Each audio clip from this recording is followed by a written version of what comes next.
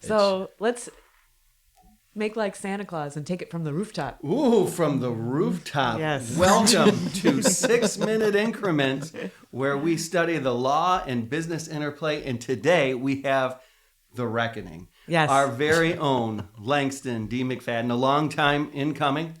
How are you today, Mr. McFadden? I am doing well. I'm doing well. It is a long time coming, and I'm glad to be here. Our partner. And for our side of the law, the transactional side, you are the other side that we have talked about. Yes. You are the what? I am the litigator. I am the one that you never want to meet, but you are glad you have me when you do need me. And you want you to fight for you in the street. That's Absolutely, right. Never meet, yes. but fight in the street. Yes. Why don't you tell us a little bit about what does a litigator do for people who don't know? Well, litigation really isn't just about fighting evil. That's the best part of it.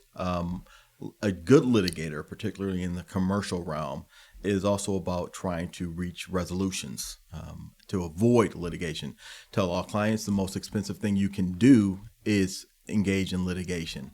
So before you go down that road, you want to be extremely sure that you have to do it and that you're pot committed financially, emotionally, mentally, and time-wise. In New York, the average lawsuit can take anywhere from 3 years on the short side to I've had cases that have lasted well more than 10 years. So you really need to be committed to doing it, and that's going to be financially expensive, especially the longer it takes. So the first thing a good litigator does is make sure a client's committed to that, and then the second thing they do is reach out to the other side to see if there's any way to reach a resolution prior to commencing a legal action in court. I think a lot of people hear about these things called motion practice or appeals.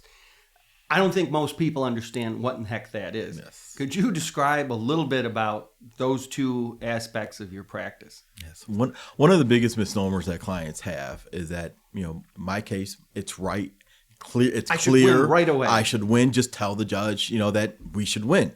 Well, everything to get in front of the judge, to get an issue in front of the judge, to get an argument in front of the judge, you have to do a motion. And in New York State, you don't even have a judge assigned until you do what's called an RJI, or a request for judicial intervention. So sometimes cases will go on a year or two, and if there's no dispute between the parties and discovery and exchange of information is just going smoothly, you don't even have a judge involved. It's when a dispute on an issue, or you need a conference, you do an RJI to get a judge involved. If the dispute is big enough, you do a motion with an RJI, notice of motion, to get that legal issue in front of the judge, whether it be a motion to dismiss the claims, it be a motion for summary judgment, or it be a motion to compel the other side to produce documents and information that they have not produced. So when you meet with a client for the first time, how do you explain all of this to them? I mean, what do you say to them is the most important? The most important, as I said, is being pot committed, that you truly want to do this and that you have... How many actually understand what you're saying? Very few. Very few, because it is all the two things that litigators hear all the time, but really kind of cringe inside when we hear it. It's about the principle, and it doesn't matter how much it costs. Because at the end of the day, no matter who you are, no matter how much money you have, it does matter how much it costs. And you may emotionally feel that way when we first meet, but a year or two into it, and you receive bills tens of thousands of dollars later. Exactly. Tens of thousands of dollars. Or, it's not unusual for me to ask a client for anywhere from a $25,000 to a $35,000 retainer right at the beginning. That's really to make sure that they understand the cost that's going to be involved in this. So when you first meet with them, you're not just assessing facts, but you're assessing how committed they are.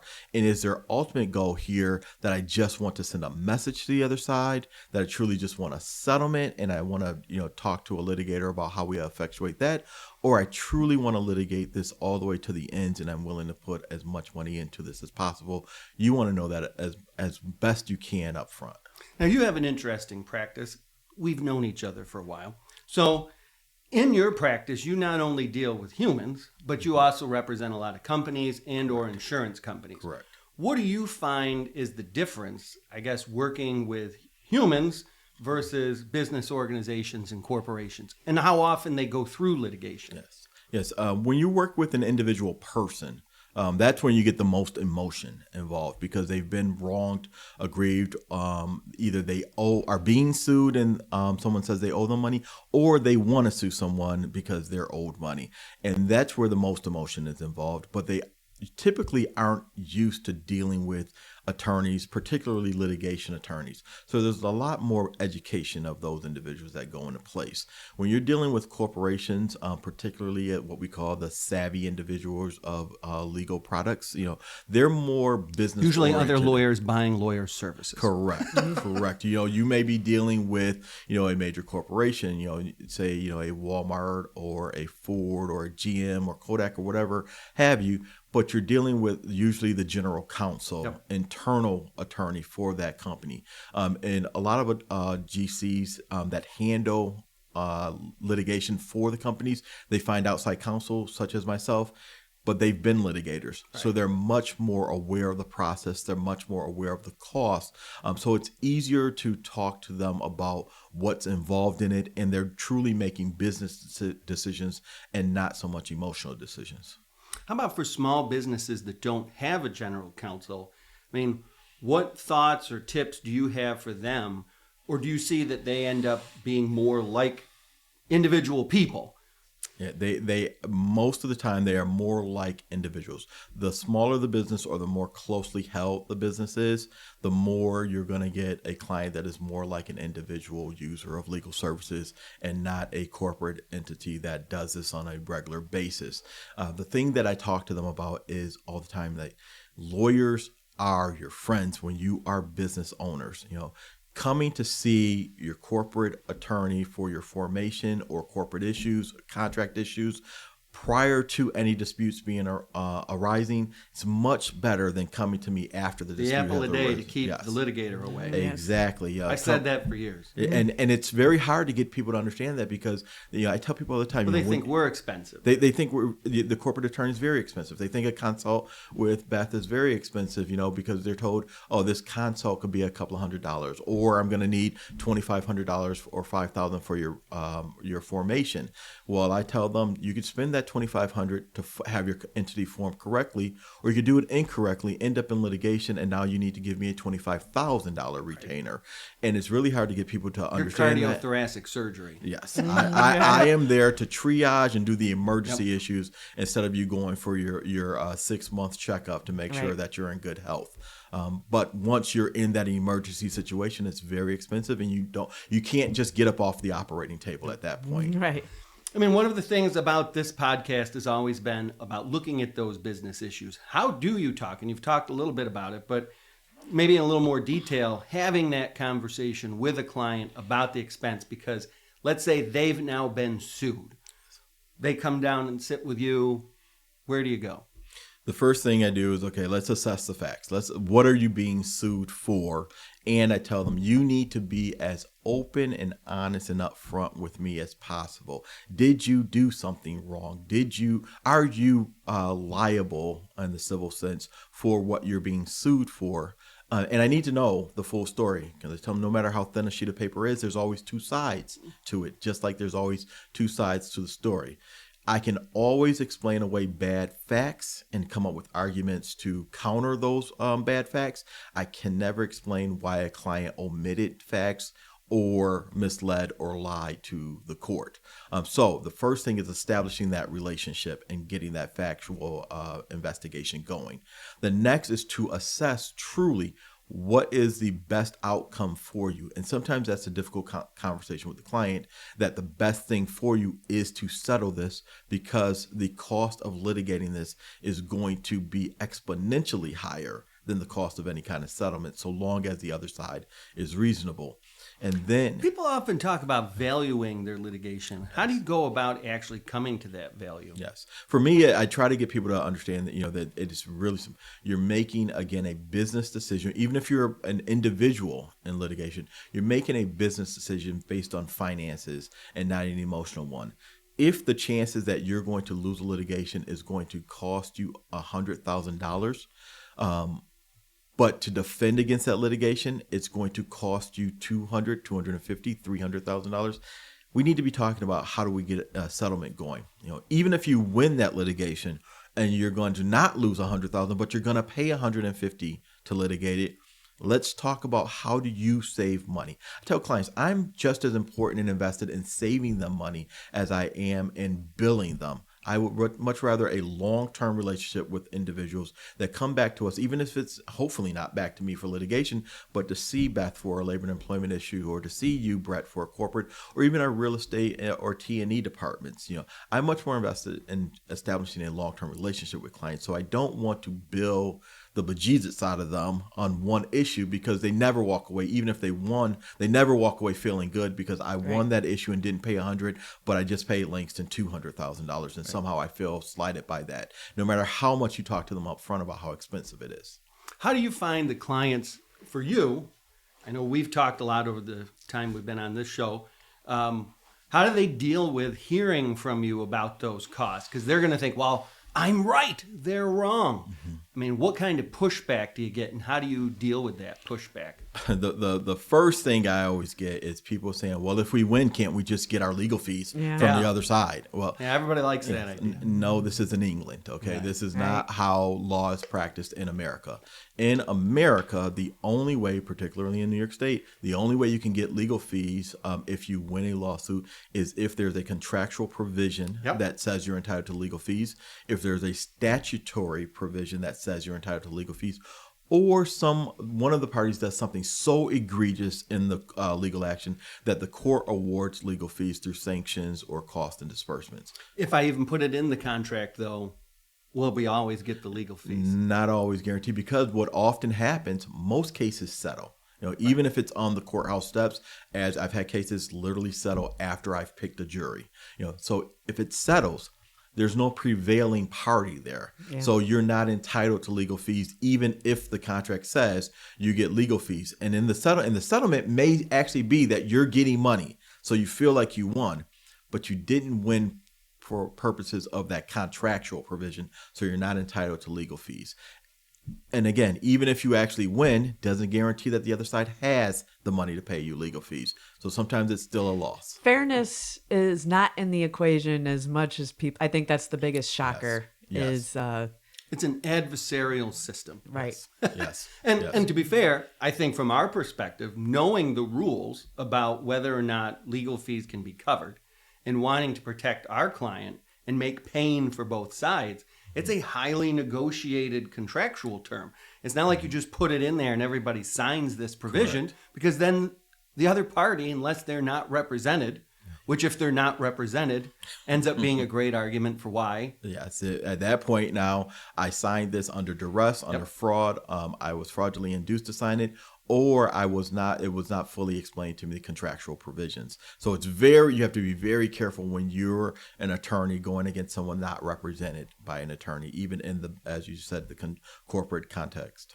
Now, one thing I think that most people don't realize is litigation attorneys are humans too. And you have a background. Even Langston D. McFadden. Barely. Yes. But how'd you get into this? I mean, for people who we've done a whole bunch of shows on people looking to go to law school. How did you decide that you wanted to go into being an attorney, and why litigation? And what would you have done if you hadn't gone into law? I am the rare unicorn that pretty much knew out of the womb he was going to be an attorney. Not just an attorney, I was going to be a litigation trial attorney. My grandmother passed away holding on to an essay I won district for a writing contest I was in for the district that said in third grade that I was going to be a trial attorney when I grew up. So it was always going to be this, and it was plain and simple. I love to argue. I love winning. I love being the biggest brain in the room on any particular issue. And litigation gives me that kind of rush, jousting mentally and strategically with a quality, especially when it's a really good attorney on the other side. So I've always known I was going to do that. Outside of that, I've thought about, maybe, going to be a professor and teaching. Also, love cooking, maybe opening a restaurant. Okay. But that's after I retire. Yes. So from everything I've done, it's always been just one stepping stone to ultimately know I was going to law school. Law school was a stepping stone to knowing I had to pass the bar to practice law. So it's always been, pretty much driven, focused down that road to reach that conclusion. What do you have to say to people who might be watching and thinking, I want to go into this field? Where do you see the opportunities for them? Where do you see pitfalls or headwinds for their career? The first thing I tell young kids that I mentor, whether they're in high school, undergrad, or even in law school, do not go into this profession if you're doing it simply because you think you're going to make a lot of money. It's a highly stressful profession, no matter what area of law you practice, pretty much. Once flowing locks, and you. So did I. What people don't realize is they think every attorney makes a ton of money. They drive fancy cars, they have big houses. I'm pretty sure the last time I checked, the average starting pay for attorneys in Rochester was somewhere around $60,000. Okay, that's a far cry from those millionaires that you see on the TV shows or the high-profile cases. So you truly have to have a passion for practicing law, no matter what it is. If it's proverbial, I want to change the world, I want to make a difference, and it's not all picking juries. No, That's 1% of it. It is 1%. Most of my days are spent pushing papers, reviewing documents, sitting behind a desk at a computer. It's not what you see on TV. It's not all glory. It's not all fancy. It's not always bright lights, headlines, and fast-moving cases. No cases solved in an hour like episodes on TV. They're long, they're drawn out. And there is no one bursting in the courtroom at the last minute with the winning evidence that are saying, I broke down. I admit that I did something wrong. It's a long, arduous process, every single piece of litigation that I handle. So you really have to be committed mentally, emotionally, and you have to say, I truly am going into this not because it's a job, it's a career. If you're going into it for the job aspect, you're going to get burnt out pretty quick. I mean, when you talk about that passion, and the labor lawyers have impacted this, how do you see that young people today can get exposure to what practicing law really is like? Because I think a lot of them go and they get into debate societies or they go moot court, and that really does highlight the minutia. Yes. How did somebody get experience really seeing what it would be like in the industry? If you're in high school, you can go and you can do the mock trials, the moot courts. But even then, that kind of really minimizes the actual true hard work that goes into it. And frankly, the tedious minutia. In a mock trial, moot court situation, you're just getting a fact pattern. Your job is to learn that fact pattern. You may learn some of the ins and outs of presenting evidence or questioning a witness, but you don't have to go through the arduous task of actually meeting with the client from day one and then dragging that out over years and years. So the best way to get exposure is to see if you can get an internship or even an entry-level job in a law firm before you go off to law school, because you're going to truly get to see what it's like a day in the life of an attorney. And if you're at a firm, you're going to see it across different practice areas. So you kind of get an idea of, okay, I think I can do that. What the general work environment is like, what you're signing up for. Absolutely. You'll see the stress that attorneys are under, but you'll see, particularly at our firm, that, work hard, play hard. It's a very stressful job. So when you can take those breaks and enjoy the people that you work with and your employees, you do that because the next case is going to be just as stressful. So if you can get an entry-level job, say as a runner, as a paralegal, as a legal assistant, I strongly encourage you to do that before you go off to law school. So this show is called 6-Minute Increments.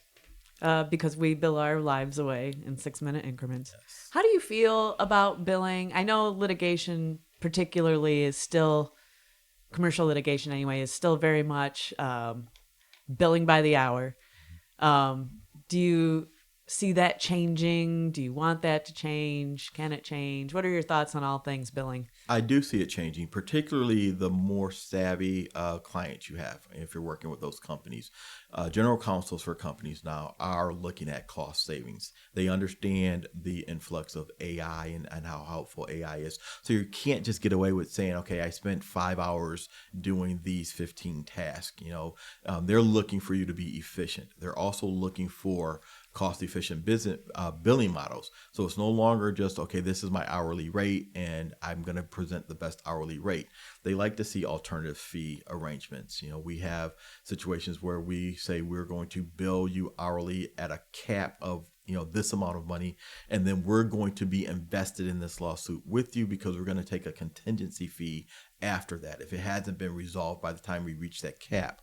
So we're now at the table just fighting is just as hard for their interest as we are for ours, because we don't get paid unless we get them paid, and we don't have a successful result. And clients, again, particularly savvy clients, like to see that you're as invested in their legal matter than they are, because they know they're not going to have to pay you more than a certain amount of money unless you are successful for them. And so they know at that point, if they're paying more money, it's because they won.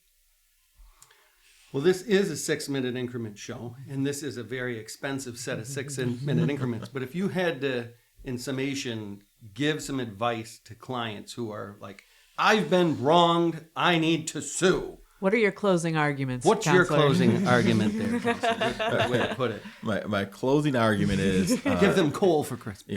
Yeah, this is true, and a big retainer for me. Yeah. It's really be aware of what the cost is of pursuing justice in the civil sense. You may have been wronged, and you may be owed money. You may be owed what's called a significant amount of money in your life. But is it going to be worth spending a significant amount of money on an attorney? And even if you're not sure of that, don't go into it completely headstrong that you're going to litigate it. Come in, do a consult with me. Let's sit down. Let's talk about things factually. Let's talk about things billing wise and cost wise, and let's reach the best decision for you. I'm happy to take your money if you want to sue, but I don't want to do it if it's going to not be the best thing for you. Anything you have for kids who might be considering going into commercial litigation? Run. No, just kidding. Don't walk, run. Again, passion. Yeah. Passion. This is a career. It's not a job. Commercial litigation cases are tough. As a commercial litigator, you're not wed to one area of litigation. I can handle everything from chemical engineering disputes to construction disputes, architectural disputes, healthcare litigation, corporate shareholder disputes, labor and employment disputes. Have a passion for what you do and have a thirst for knowledge, because you're going to need to keep that throughout your career. Well, thank you very much, sir. It was a long time coming. We probably will have to have you back again at some point here in the future.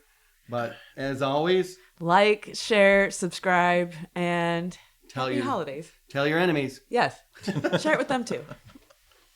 Thank you. Thank you. Thank you.